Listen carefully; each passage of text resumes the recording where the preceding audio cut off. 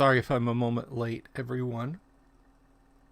But I'm sure you all appreciate the anticipation. Hello, good afternoon. How are you all? I hope you had an absolutely stellar Monday. I had a lot of fun playing D&D last night. Got to hang out with the group. We had some absences, but it's all good. It's all good. All the folks who wanted to play were there. I'm just kidding. I know everybody wanted to play. But we had a good time. We had a very good time.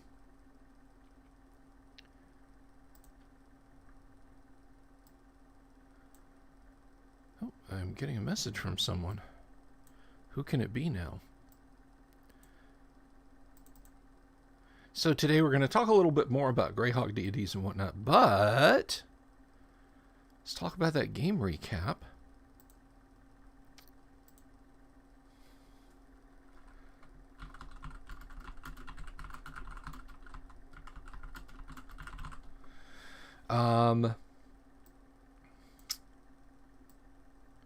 Sorry, I do tend to get messages sometimes, and I don't want to ignore my fans and friends and so on and etc. So it's keeping in touch with all of you. I'm fine, Ricky. Thank you, though. I haven't had any caffeine today, you see. The only caffeine I have to hand is the nitro cold coffee brew from Guinness. And I probably shouldn't be drinking one of those for lunch.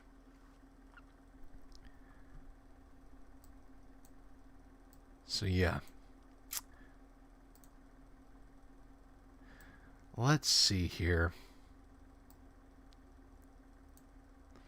Let me get a few things in order. I got too many windows open. I have this tiny little screen. It's like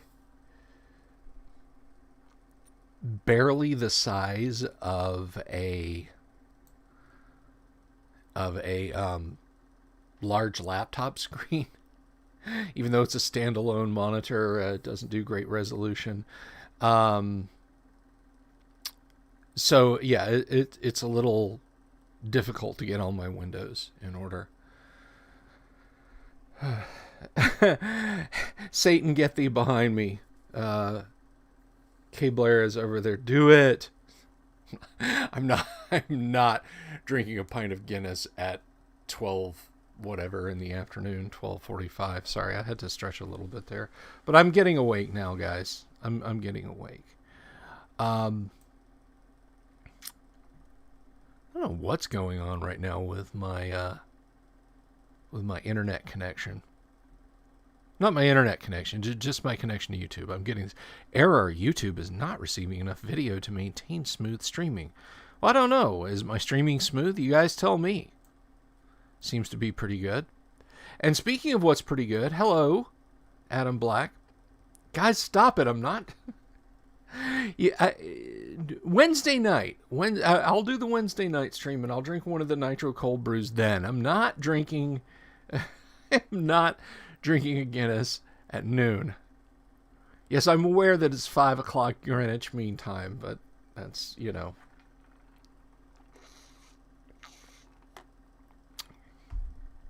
No, that's beer pressure.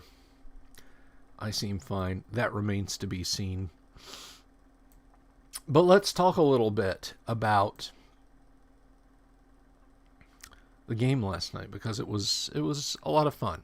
It was a lot of fun. So last night, if you remember where we left off last time, the party basically got mugged in their campground by a group of berserkers.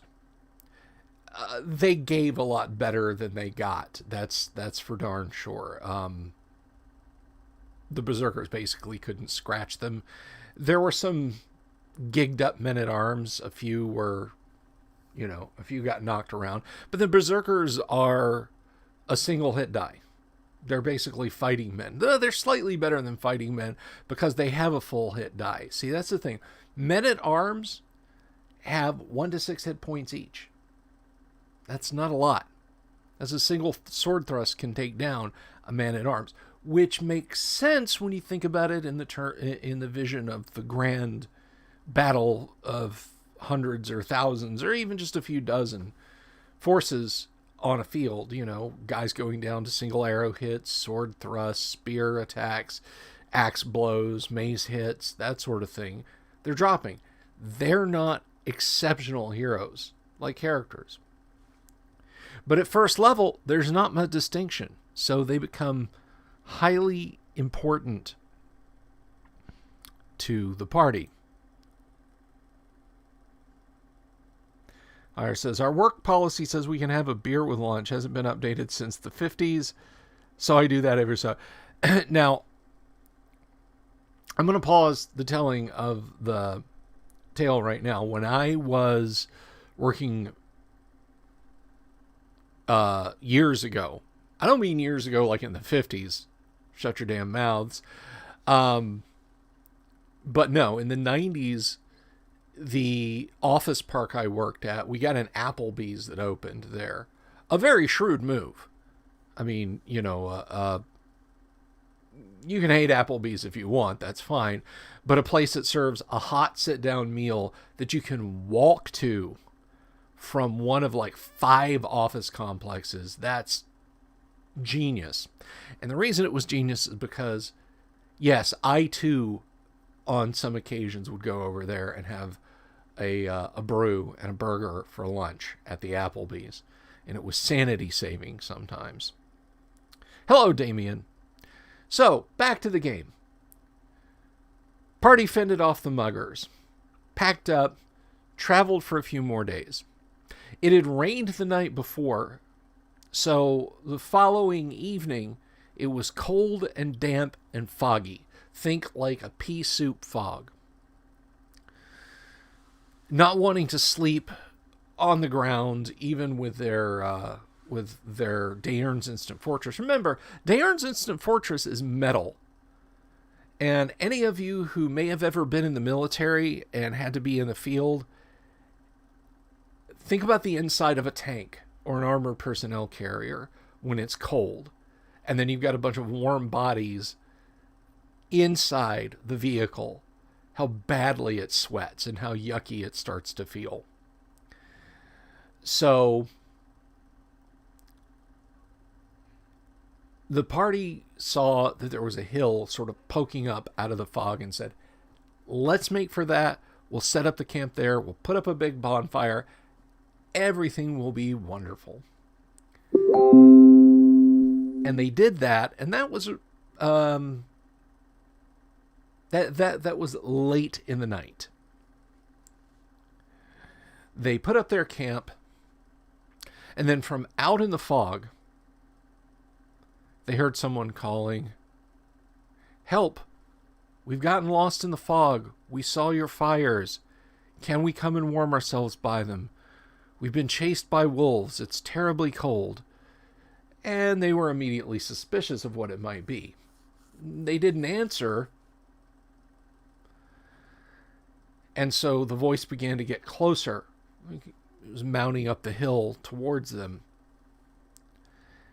Eventually, they saw a form in tattered, pale, raggedy clothes sort of step out of the edge of the fog as they were climbing up the hill, saying, "Oh, can we please, my company and I get closer and warm ourselves by your fire?" Now, my players are no dummies. They realized that something was very likely up.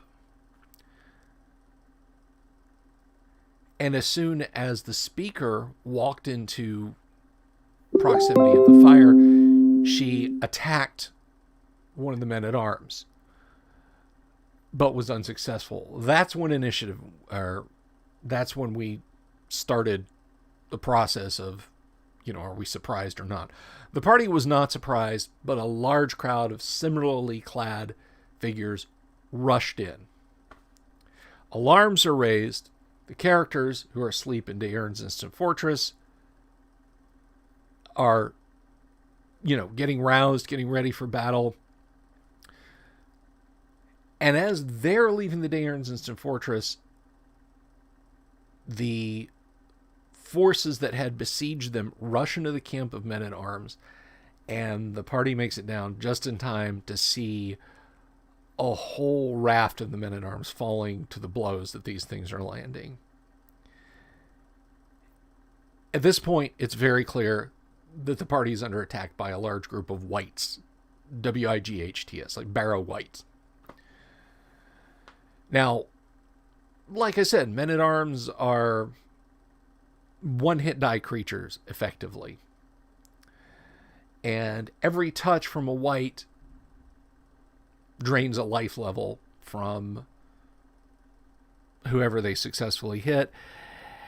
And everyone drained to 0 life levels by a wight becomes a half-strength wight.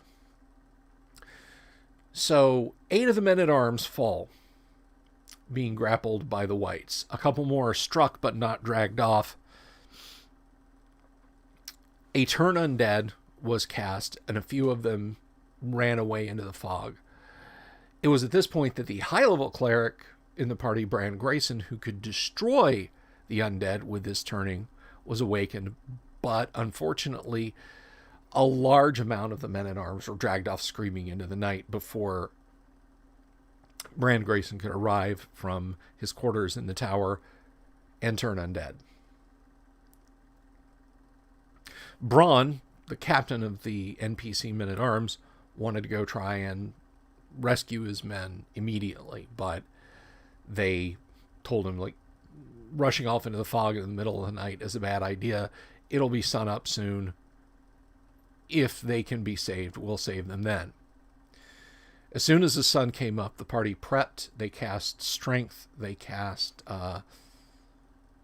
some other beneficial spells. The party ranger followed the trail that the corporeal living dead had left, dragging the men off, and found that at the base of the hill there was a heath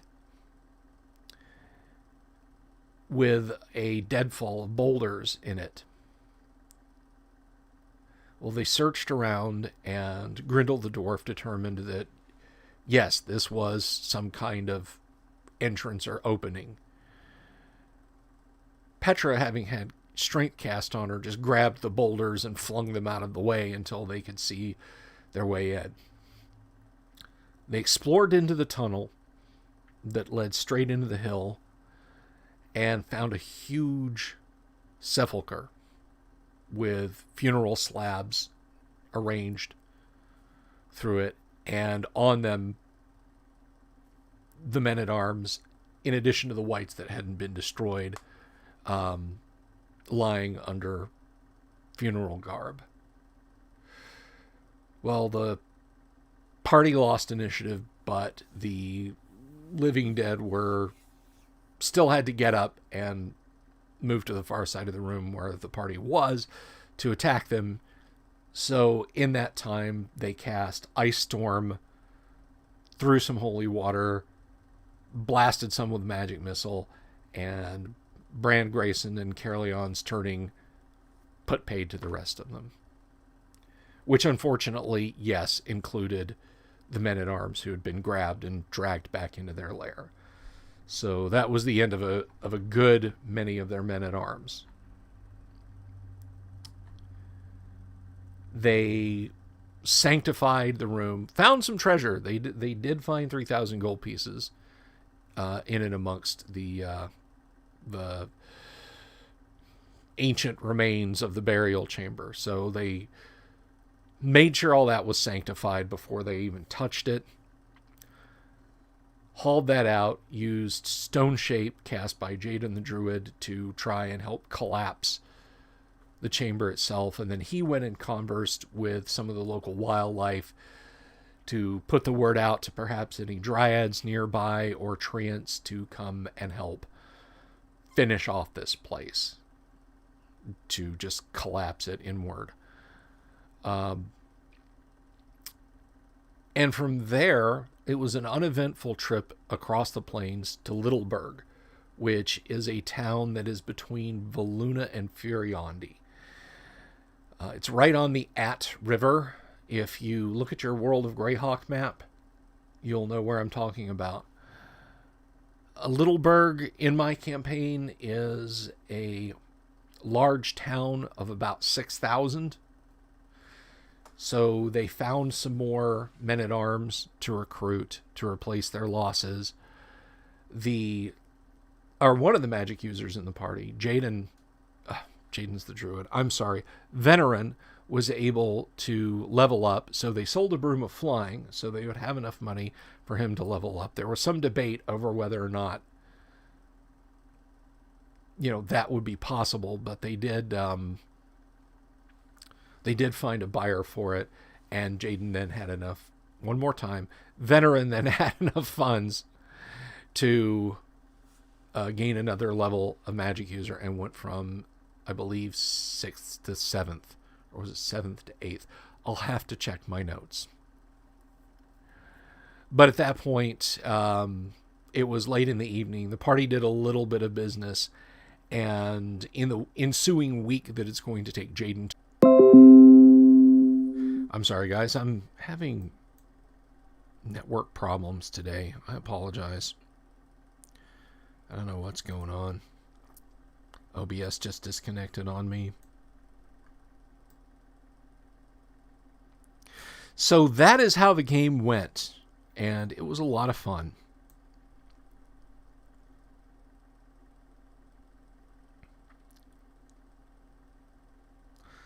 And I am looking, let's see, just getting my notes here together for you guys.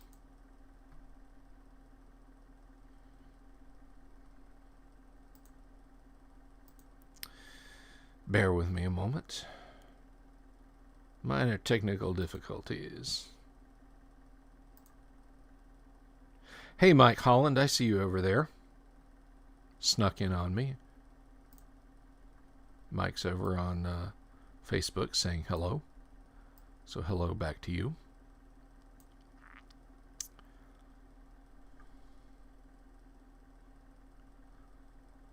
So let's talk a little bit more then about Greyhawk deities, because we got all this time on our hands. We talked yesterday about the abilities of deities in Greyhawk overall, and it brought up an interesting discussion, and this is an interesting point that I thought merited a little bit more focus. This is something that I think of as a bad rule that I don't necessarily feel like you should follow. And it was actually Eye of the Beholder over on the Discord who brought this up regarding deities. And this, I think, was meant to be broadly applicable to all pantheons. But the admonition from Jim Ward in Deities and Demigods, and one would presume that he was aiming this at all of the potential godlike pantheons, was that the lesser gods could not grant spells of 6th or 7th level. The 5th was the maximum level for lesser gods to bestow. And I can kind of see the reasoning for that. Gods are on certain tiers of power themselves. I mean, is St. Cuthbert as powerful as, say, Bacchab the Uncaring, just in terms of raw ability? And if they are, what makes one a lesser god and one a greater god? So the question then came up of, should you stick with that rule? And I don't know that you should. I don't know that the rule regarding disallowing spell casting at a certain level because a player worships a certain god is a good one. I don't think it is. Gods have their own domains for sure, but why would a given god, deity, limit what their followers can do? If they themselves are not limited except in their own sphere of influence. Even the least demigod is still a being, a titanic being in terms of what a player can accomplish. I mean, you remember yesterday when we looked at the standard abilities, even demigods can alter reality and grant wishes multiple times a day. They're not going to say, well, I'm less powerful, so my worshipers will be less powerful. And because my worshipers will be less powerful, I'll have a less powerful worshiper base overall and have to sit behind, as it were, the so-called greater gods. And more to the point, this becomes contradictory if you try and apply it to Greyhawk, because the greater gods don't generally concern themselves with the day-to-day of mortals. They don't have that many worshippers when it comes down to it. But they can grant phenomenal cosmic power to their worshippers, but their worshippers can only do certain things. You see where the problem comes in. You see where it starts to be an issue. This sort of back and forth of they're way more powerful than lesser beings. But they're less powerful because they don't acknowledge the worship of beings. It just turns into this mess. So the greater and lesser, in my estimation, just becomes a difference between the individual power sets of the gods, not what they grant or don't grant people. I can understand the idea of giving a lesser mortal a less powerful thing. I mean, Weejoss is not going to give a Ring of Infinite Wishes to a first level magic user and say, go to town. Or a spell that does that. I get that. But at the same time, are they really going to hobble their worshippers and say, well, I'm only at this, so yeah, I'm not going to do anything too powerful to help you out. So it's going to leave out, resurrection and other powerful spells. Might be a limit on the potency of boons they can grant enforced by their superiors. Sure.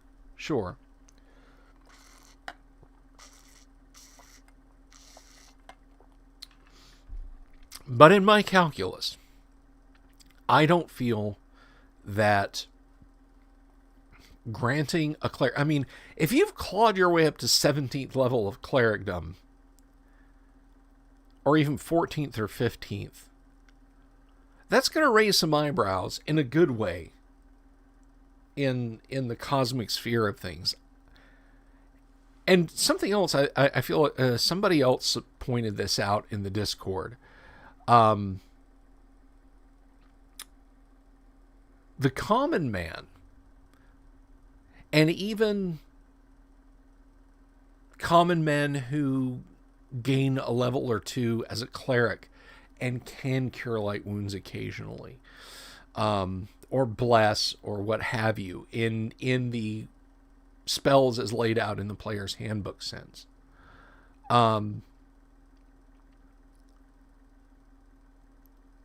They're not generally the ones asking for ever-increasing degrees of power from a god.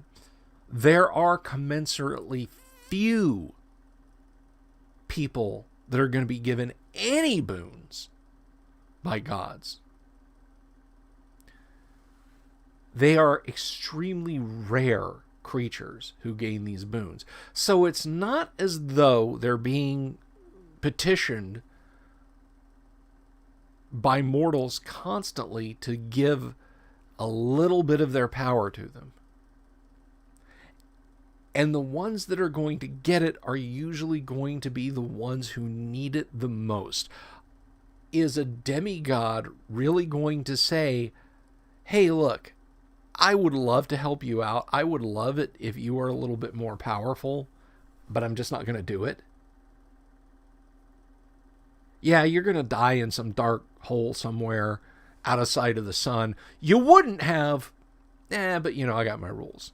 No, that's not the actions of a god that wants to see their faith spread across a world. So I say no. I say that a given demigod or a deity will absolutely grant a mortal cleric as high level spells as they can gain, because that's a rare thing. A character that can cast, and let's look at the player's handbook now. A cleric character, I'll have to scroll up a little bit.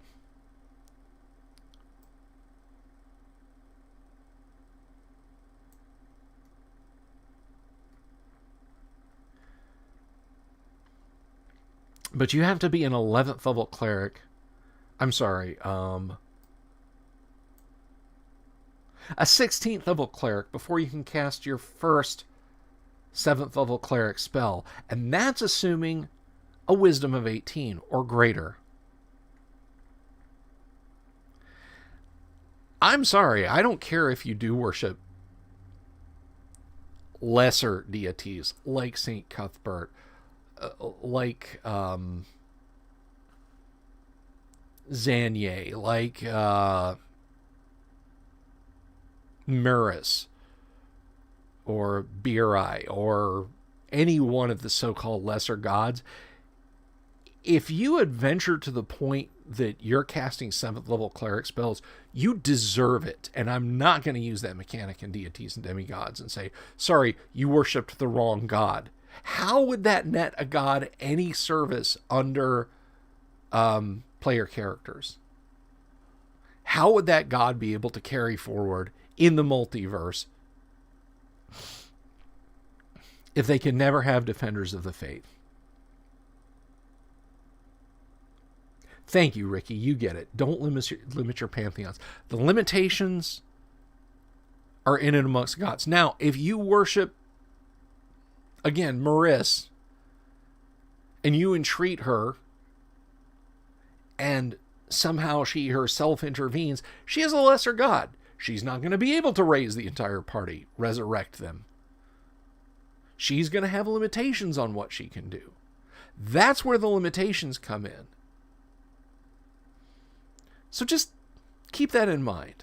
That's, I think, Eye of the Beholder, one of the users over on the Discord, said it straight. It's a bad rule. It's a bad rule. Don't use it. It's like weapons versus armor type. It's like unarmed combat. It's a bad rule, and you shouldn't use it. And that's my opinion.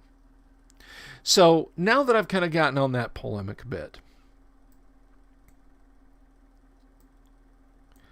let's see. Let's take a look at some Greyhawk deities. And we talked about Celestine. And I mentioned one of my favorites in Greyhawk, and it makes for a very good study. Now, I am famously not a fan of T1 to 4 Temple of Elemental Evil, but conversely, I am a huge fan of T1, the Village of Hamlet. One of the great world building parts about the Village of Hamlet is it immediately helps establish the religion of St. Cuthbert. In the Village of Hamlet, there is a major church to St. Cuthbert. And in that church, and I feel I should have had the module.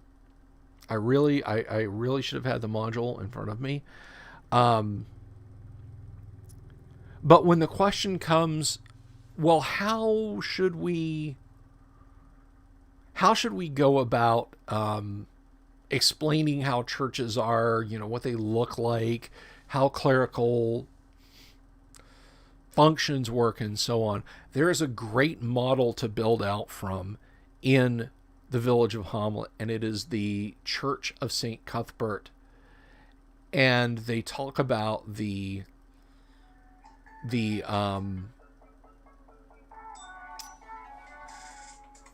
just the layout of the place, and how carved on the wall are all these funny sayings by from the Bible of Saint Cuthbert. Things like, you can get more with a kind word and a stout club than just a kind word, and so on. It's all very amusing but very insightful stuff. So let's take a look here, and it's not here. It's not here. It's in the module, and it can help you build your Greyhawk worldview. So we'll talk about St. Cuthbert a little bit.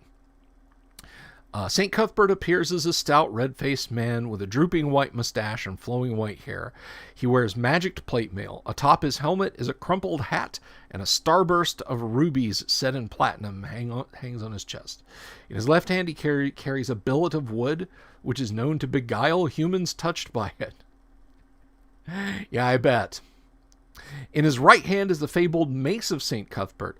This is a powerful weapon, being both a mace of disruption and capable of reducing a victim's mental ability. I would imagine that even a mundane mace can reduce someone's mental ability if you hit somebody right. Let's see. This mace can also be used to bless, learn a person's alignment, speak in tongues, to exorcise spirits, and remove curses. Now note, that's all above and beyond the powers that even St. Cuthbert has already. So to say that the lesser gods are less powerful just across the board may not be true. St. Cuthbert hates evil, but his major interest is in law and order and the dual work of conversion and prevention of backsliding by true believers.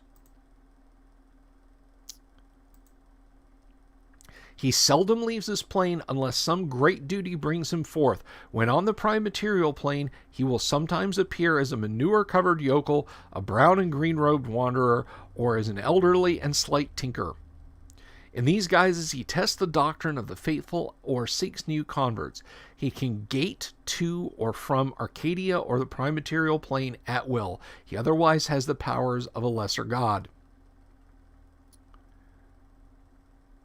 And we'll get to the priesthood in a second because I want to talk a little bit about Cuthbert's coming and going. Spoiler alert. But if you're playing in the Temple of Elemental Evil and you undertake certain actions which cause the appearance of Zugmatoi or Ayuz, particularly Ayuz, Cuthbert will intervene. He will make an appearance. I don't know that I'm necessarily that crazy about that because, it's like, the grown-ups are going to fight, so we need to stay out of the way. But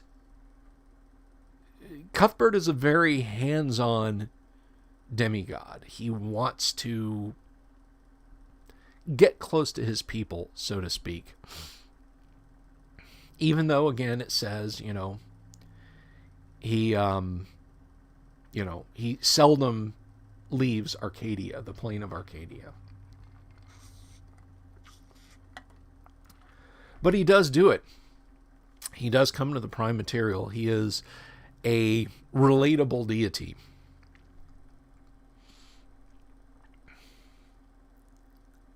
And it says he tests the doctrine of the faithful or seeks new converts. I mean, Cuthbert himself coming up and proselytizing to you. And he has the billet. He has the wooden club that he can touch and beguile people with.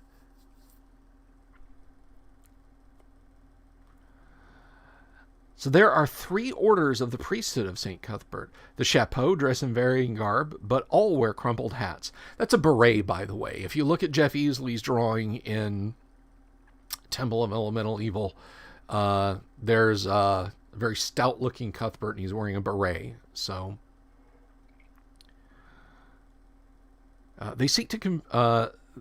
They all wear crumpled hats. They seek to convert people to the faith. The stars wear dark green robes with a starburst holy symbol of copper, gold, or platinum, depending on their status.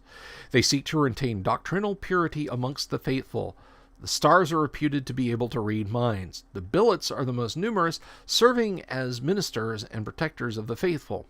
They dress in simple brown and russet garments and wear a holy symbol of an oaken or bronze wood billet.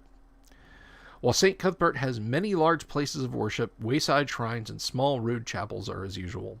His followers are found mainly in the central Flannis, around Greyhawk, the Wild Coast, Ernst, and Verbank. A great rivalry exists between those who follow St. Cuthbert and the followers of Pholtus of the Blinding Light.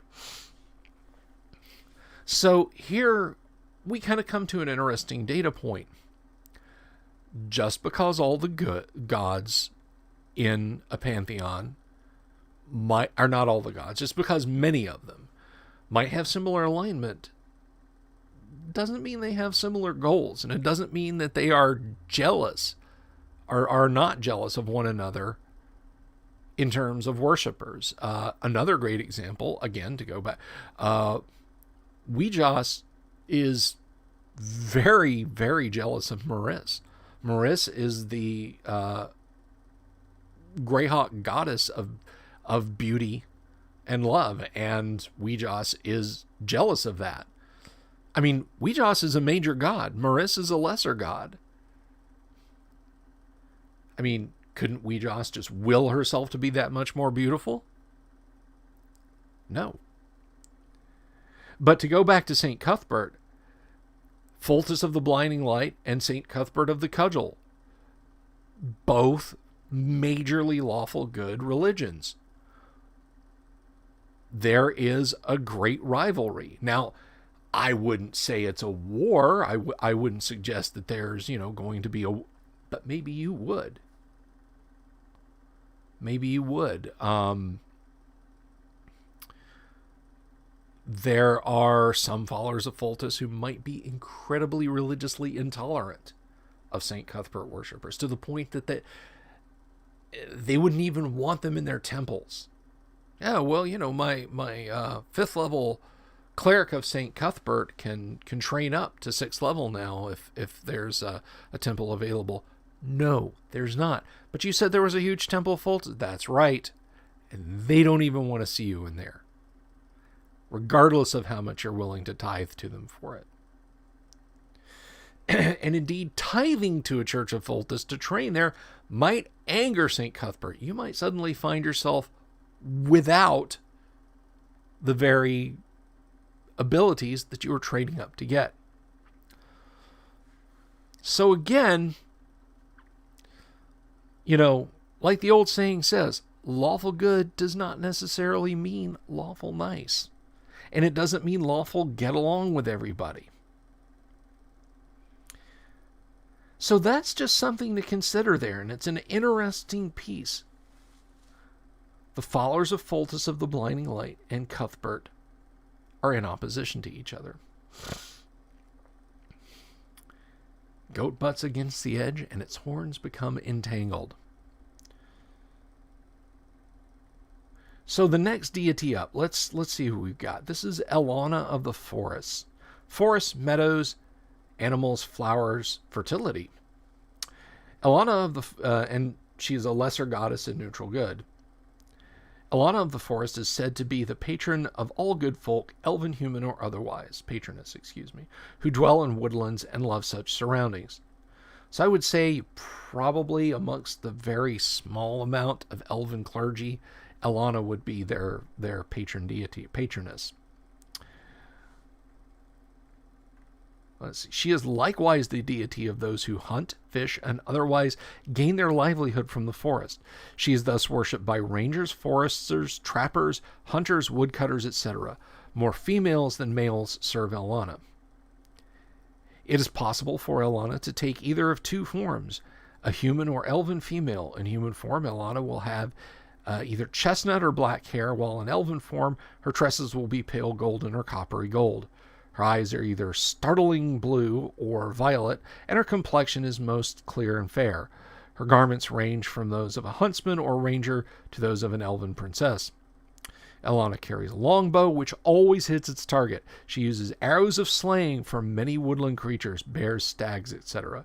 She fights with a magical longsword and a magical dagger, using both at once, often defending with the sword and striking with the dagger. So 2-weapon fighting right there. In human form, she has special powers over horses, while in elven form she can command unicorns. Her high whistle can call either from as far away as a league. Either sort of creature gladly serves her as a mount. She has attributes and powers typical of a deity of lesser stature. Elana is personally served by a planetar. That's an interesting note. While they can other deities can certainly summon planetars, Elana has a personal servant that is a planetar. Brownies, elves, gnomes, and halflings are all especially attuned to this deity. If Elana requires service, it is very likely that such races will aid her in any manner she asks. She often travels amongst these folks. Her clerics are excellent trackers and able to befriend animals. The worship of Elana is centered on an area from the Wild Coast to the Ulick Fiefs, from the Cron Hills to the sea. Her clerics wear pale green robes. Temples of Elana are always in sylvan settings, although small shrines are occasionally located in villages. Service of worship involves wooden and horn vessels, various herbs, and the playing of pipes and flutes. So Elana she's a bit like Goldberry, isn't she, from The Lord of the Rings? Just a little bit. Now,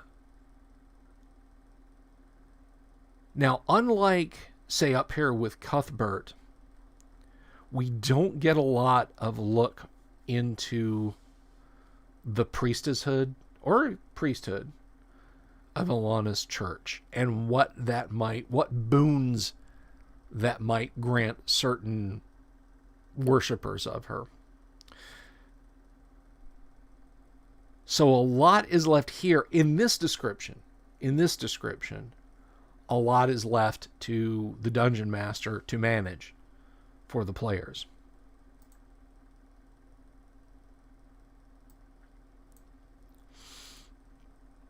But Elana can be a useful deity if you've got a ranger who says, hey, who or what should I worship?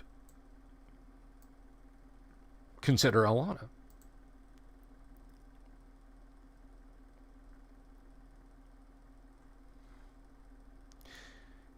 And Erythnol is probably the exact flip side of Elana. He's a lesser god, chaotic evil with neutral tendencies, and his domains are ugliness, hate, envy, malice, panic, and slaughter. Yeah, that's pretty much the opposite of her. Erythnol, known as the many, is the deity of capricious malice, hate, envy, and panic.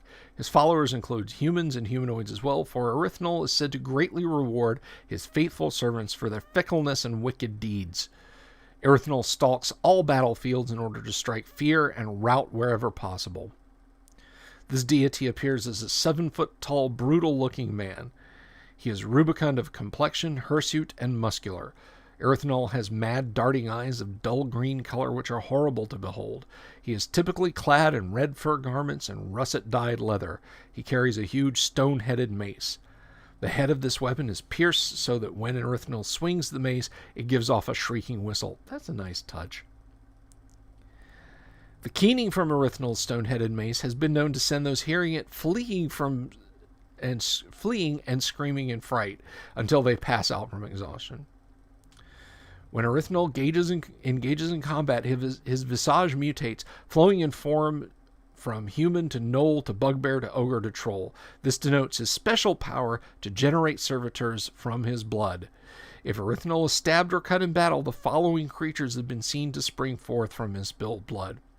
Human fighters armored in red metal and wielding footmen's maces. Gnolls clad in red lacquered armor and wielding morning stars. Bugbears adorned in plates of red enameled iron and wielding flails. Ogres wearing pelts and hides of red fur and hair and wielding huge clubs. And finally, trolls whose coppery skin is unusually tough and which fight with their natural weapons. Erythnol can also spread fear through his eyes. He can assume the shape of a human, gnoll, bugbear, ogre, or troll at will.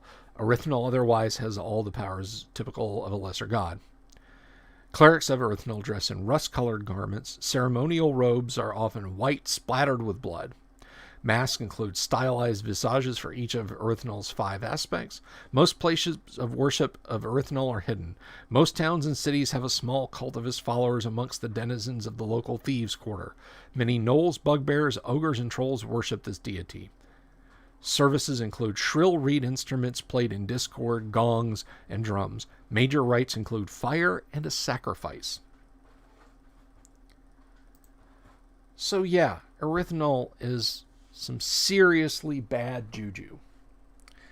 I want to take a quick look at something because I want to see here. And if you guys have any questions, any comments, anything like that, go ahead and lay them on me down below. But I want to see, let's see.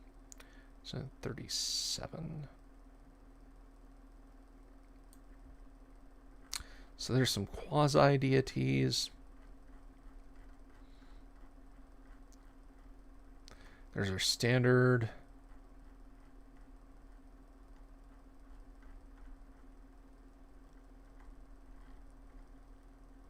So here in the second book over on page 39, we actually get a little bit of mechanical stats. And so looking at St. Cuthbert, and this also tells us a little bit about what his special clerics get.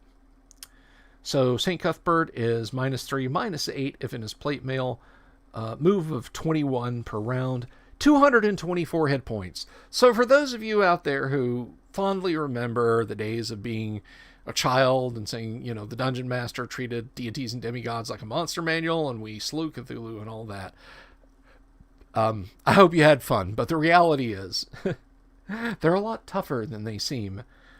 224 hit points basically means that they will attack at Cuthbert will attack as like a 17 plus hit die creature.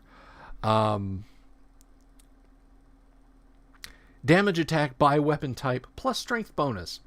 Special attacks, see below. Special defense +3 or better weapon hit. 80% resistant to magic. Lawful good, neutral tendencies. Worshipper's alignment, lawful good or lawful neutral. Symbol, wooden billet, starburst, crumpled hat.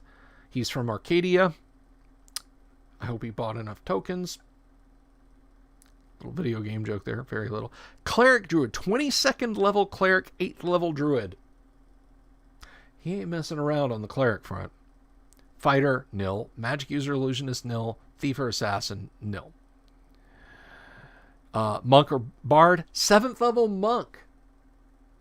You could definitely have a monastic order of St. Cuthbert.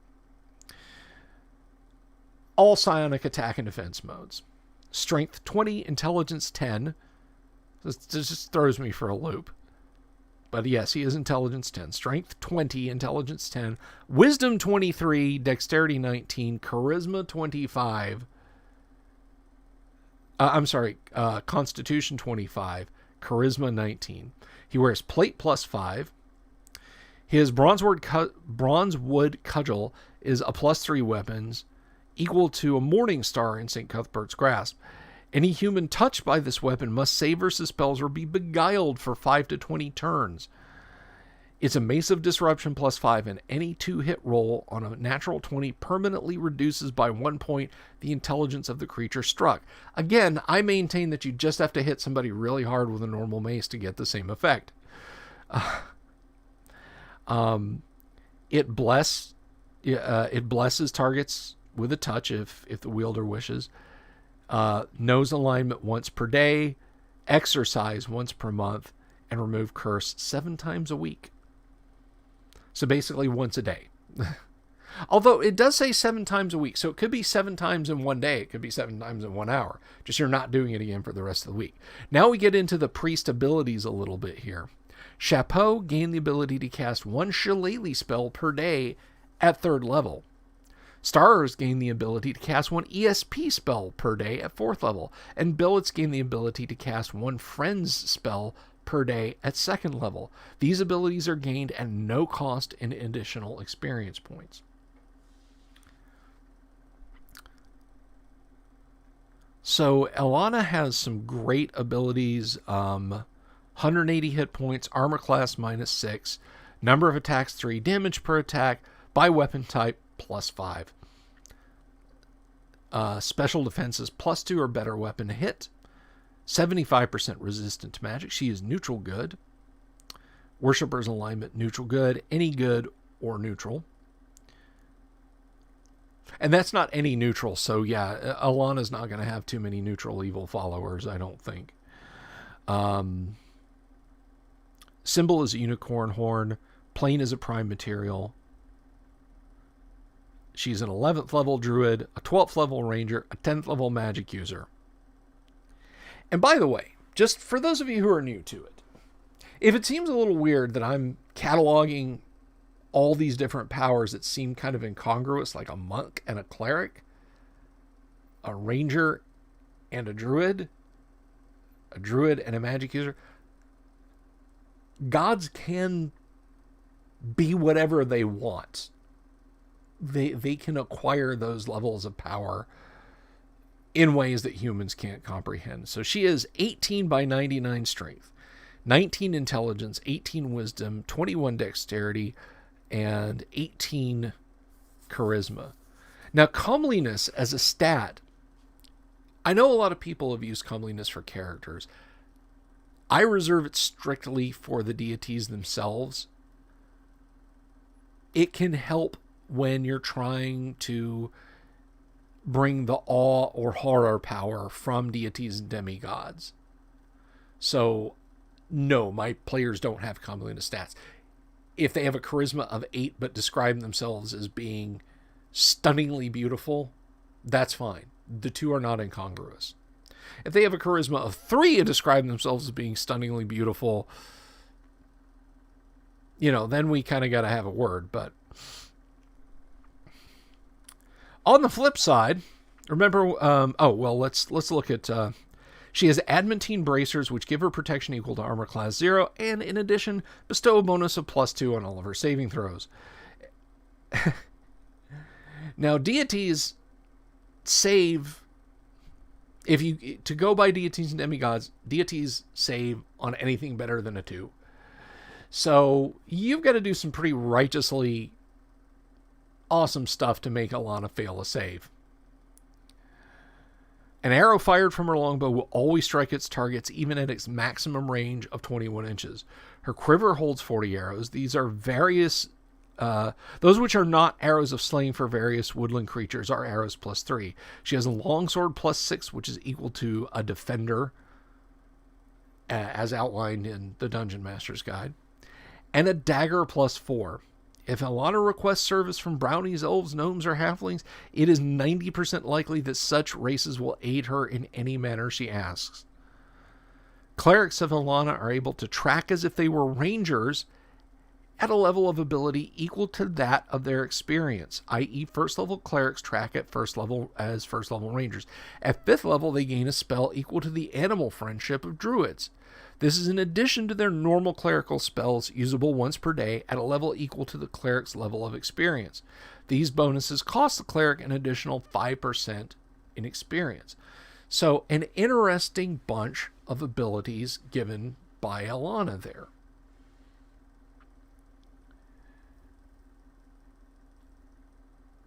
Now, Erythnol is more powerful than Elana, way more powerful in a lot of ways. He's slower, but he has a lot more hit points, 320 to Elana's 180. But we're not gonna do comparison. This isn't Lesser God Fight Club. But we're just gonna take a quick look at these because we're kind of coming up on time. And if anybody has any questions, I want to give you guys a chance to ask that or make any comments. Erythnol armor class -3, number of attacks 1, damage per attack 2 to 12 plus 10. So basically 12 to 22. +3 or better weapons to hit, 75% magic resistance. 7 feet tall, chaotic evil. Worshipper's alignment, chaotic evil. Symbol, red blood drop. Plane is pandemonium. Cleric and druid, he's a 5th level cleric. A 15th level fighter. No spellcasters. No psionic ability. Or no, does have psionic abilities, all.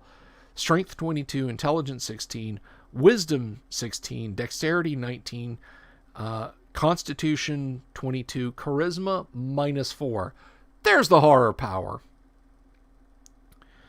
The stone-headed mace is not magical per se, but any creature hearing its ghastly keening must save versus paralyzation or drop whatever he holds, turn, and run screaming from the area. The area of effect is a 10-foot radius. Wisdom bonuses apply to saving throws, and creatures above 12 hit dice or experience levels are not affected. Good luck. Panicked creatures will flee until exhaustion causes them to fall senseless. If they fail to make a roll with 3d6, which is equal to or less than their constitution score, they die of fatigue and shock. Where constitution is unknown, there is a 1 in 4 chance of death. So if you're wondering about when or where or if you should be using stat checks, there's a perfect example of a stat check in the rules. So using a stat check isn't a bad thing. It can be a convenient method. If Erythnol is stabbed or cut in battle, the following creatures will spring forth from the blood. First wound, 5 to 20 first level human fighters. Each has 10 hit points, never checks morale, and fights until slain. Second wound, 4 to 16 gnolls. Similarly, 16 hit points, never checks morale, fights until slain. Third wound, 3 to 12 bugbears. Now you keep stabbing the guy and he keeps popping up with more of them. The bugbears have 25 hit points, and you know what comes next. Oh, and they're armor class 3. 2 to 8 ogres appear next on the 4th wound. And the 5th wound, 1 to 4 trolls, 48 hit points, armor class -1. They only appear once in a given combat and never more than once per day. Well, thank the gods for that.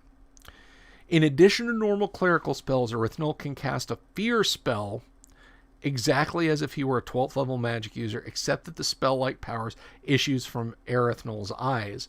The spell can be cast once per round. If it is used, he cannot attack or otherwise, although the spell-like power cannot be interrupted. He is also able to take the form of a human, gnoll, bugbear, ogre, or troll at will, changing form in one segment. Erythnol otherwise has the powers of a deity.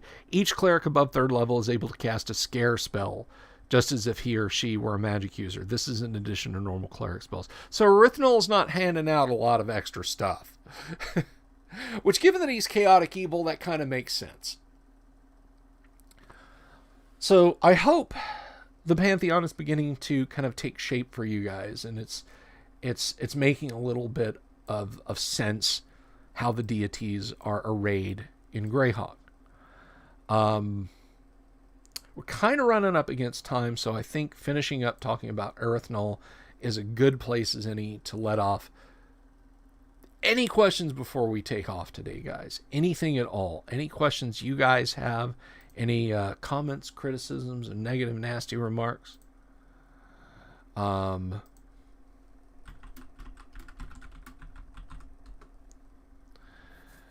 Just fire away in the last couple of minutes we've got, because my throat is shot.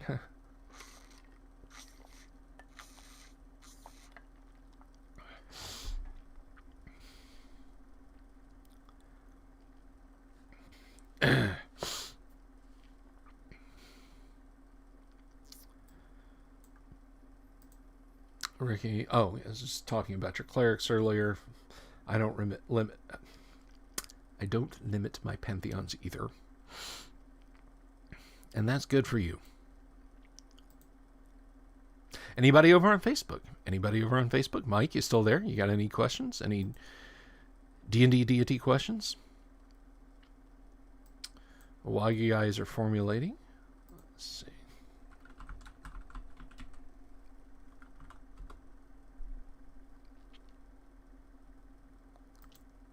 Well, tonight, I almost said tomorrow, and I'm glad I didn't do that. Tonight, I will be live with Imperial Ramblings. So you can check out that stream. Let's see. They have a stream coming up. And they're going to talk to me about D&D, about AD&D. So come on over and check that out. And please, like and subscribe his channel. It's a lot of fun. If you're into 40K, into tabletop gaming, they wanted to talk about AD&D, so I said, sure, I'll bring my expertise over. Ever have PCs engage in theological disputes? Yes, I have. Yes, I have. I have had players of one religion, a monk of one religion, did not want to explore the hidden shrine of Tomacon because it was essentially a giant cursed grave, when other players in the group were like, yeah, hey, this could be a big treasure haul. Even the cleric in the group was like, yeah, this could be a big treasure haul. But he was like, guys, this is ridiculous. This is a burial mound. Why are we digging in this? There wasn't a lot of tension, but it was just kind of interesting. And there are some behind the scenes religiosity, I don't know how you say it, going on. That is, there's a slight tug of war that may get a little bit more intense in the Monday night game. I'll keep you guys posted. on that. So, but it has come up. Fortunately, not ever like gotten to blows or anything like that, or unfortunately, depending on your point of view. So just a quick reminder to everyone, just to wrap up today, 793 subs on the channel. Guys, you're making it happen, and that makes me so happy. 793 subscribers. We are within striking distance. Hello, Landon Hughes. Good to see you. We are within striking distance of the mini-con. That's right. We are closing in on having a grand gaming convention. Virtual. It's got to be virtual. So I don't think I could fit 793 people in my house comfortably. Or how many of our regulars I've got. But just the same. When we hit 1,000 subs on this channel, we are going to have a celebration.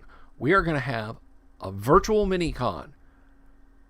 We are going to play some OD&D, some first edition AD&D, some Gamma World, maybe some Twilight 2000, some Tales from the Loop, some possibly Fight in the Skies, and I don't even know what else. Conflict, Kyle's fantastic game of combat adventure, Conflict.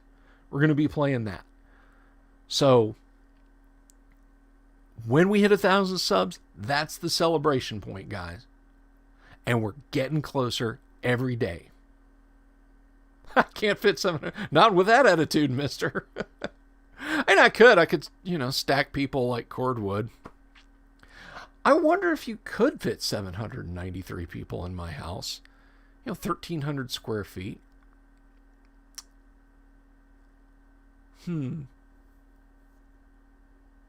Well, possibly, maybe. But anyway, a good discussion today, guys. I hope y'all are digging the Greyhawk talk. Now, there was a request made yesterday, about the possibility of doing a deep dive into Expedition to the Barrier Peaks. That's something we can definitely take a look at, kind of step aside from the deity discussion in a little bit. But yeah, I wouldn't mind doing that too. Kind of digging in a little bit into S3. Because it's a hell of a zany module. I'll tell you that. But we'll talk more about that later. Listen, you guys have an absolutely wonderful day. Tell your friends to like, subscribe, click that notification icon. Stop back by Imperial Ramblings tonight. I put the link in the chat. You guys should come over and listen to me ramble with Bo and Zalon tonight. And that's going to be a lot of fun. So I'm looking forward to it. I hope to see everybody there. Flood his channel and then bring his viewers over to my channel. And it'll be this wonderful, wonderful mixture, blending of things. Ricky says, was me? I actually think it was Smarmar, a local buddy of mine. But regardless of who it was, we can do a deep dive on S3 if folks in Discord or in the chats will it, then that's what we'll do. So just think about that. Just contemplate what kind of questions you might have about Expedition to the Barrier Peaks, and we'll revisit that one day. So tomorrow night, just a general BSing night. Just going to put my feet up. I'm going to crack a cold nitro brew, and we're going to just talk about whatever. It's just going to be a GBS night, and I'm looking forward to it. So y'all have an absolutely wonderful day. Thank you for being here. It was wonderful to see you all. I love you all, and I have thoroughly enjoyed today. So take care of yourselves, everyone, and I highly recommend you join the Imperial Ramblings tonight when I talk to Bo and Zalon about first edition AD&D. Y'all take it easy, and I'll see you later. Peace.